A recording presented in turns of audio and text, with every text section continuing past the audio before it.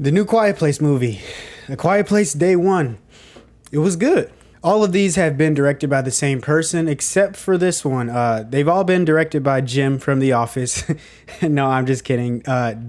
John? Yeah, John Krasinski. I couldn't remember his last name. And they handed it over because of creative differences or something like that. He handed it over to Michael Sarnowski. I'm sorry. All these last names throw me off. I just know the first, but he handed it off to him for this movie, and I think it still did well. I just wonder what those creative differences were, if the vision was slightly different, because I was expecting a little bit more of a deep dive into the aliens in this one, and we really didn't get that. So in this one, we follow a character named Sam and her extremely cute cat that apparently can't die and is somewhat omnipotent.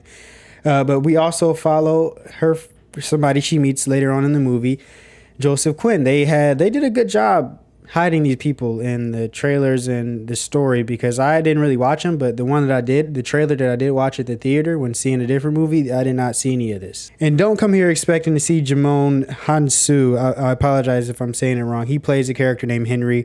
He's not even really in the movie. He has like 2 scenes, so I was expecting to see more of him, but we didn't really get to see that. So in this film, we follow Sam and her journey throughout the first couple days of the invasion, and it's very interesting to see. It's just really a bunch of different and new scenarios and a new plot, which I think was good and a nice little refresh, because that last movie was brought down a little bit by those kids being very annoying, and I was glad to see that this one, we're not dealing with that anymore. A very different story with this one, and a very different ending. And I think it's great there are still movies that offer an ending that you don't expect as the audience, and an actually touching story, instead of just hoping people or waiting for people to die in these movies because they're annoying. That's what usually happens in these horror type drama. It's not really a drama. This is not even really a scary movie. It's just a very intense film. And the story is very touching, and maybe more touching to others, because my girlfriend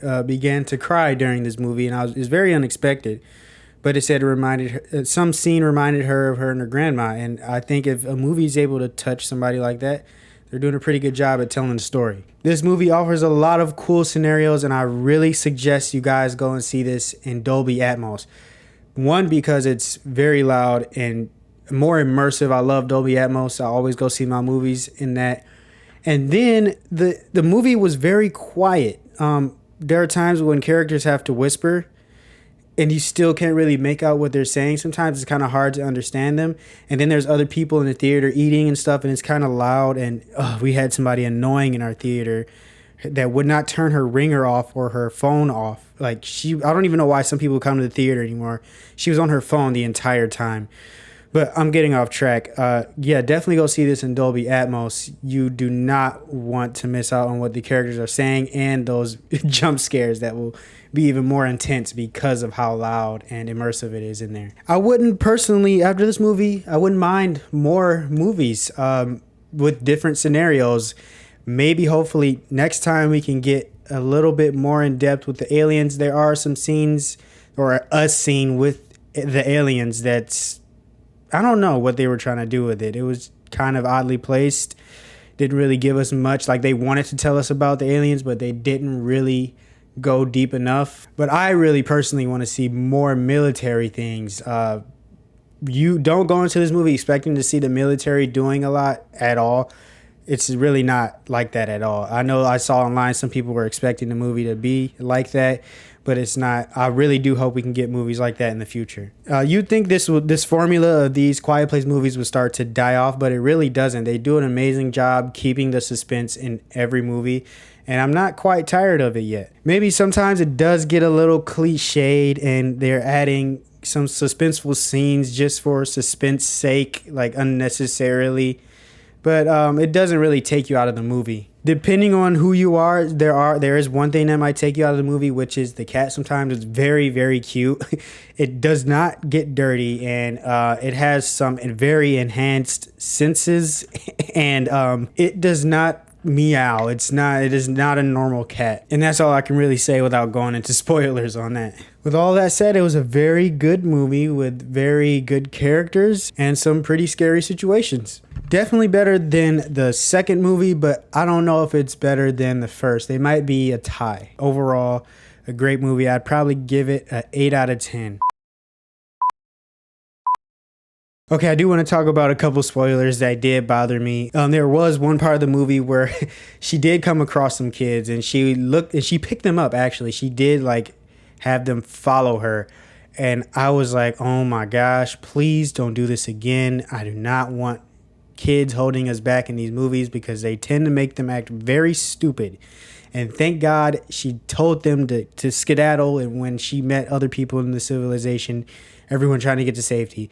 Thank God. Another thing that bothered me was Jimon. They showed him in the trailers. Why show him in the trailers if he's not going to actually be in the movie, really? That is a little weird. It seems like they used him to get you to come to the movie. You know, some people might like, oh, he's in this. Definitely want to go see this.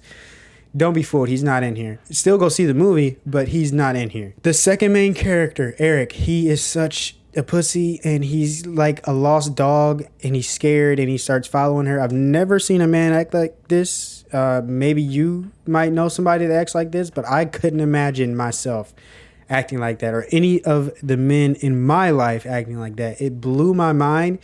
But overall, he is still a good character, just a little weird for following her. And the last thing that threw me off was that alien scene where he follows the cat. It seemed like such an unnecessary scene. So the cat runs into this alien cave and he actually follows it in there because he's going to get medicine for Sam. But he decides to follow the cat anyways. So we had this long scene of him having to be careful. It's just another moment that was tense for no reason because we got nothing from the plot. The cat is sitting there just loafing, extremely quiet, doesn't meow. They don't hear the cat do anything. Obviously, cats are really quiet, but they even get right up to Sam and he's breathing. Like they should be able to hear breathing that close so they can hear really good, any decibels. It's just kind of useless scene because they show like the aliens eating these weird plants and that's all we get from that. I just felt like that was the last unnecessary scene, but I hope you guys enjoyed the review and I will see you on the next video. Peace.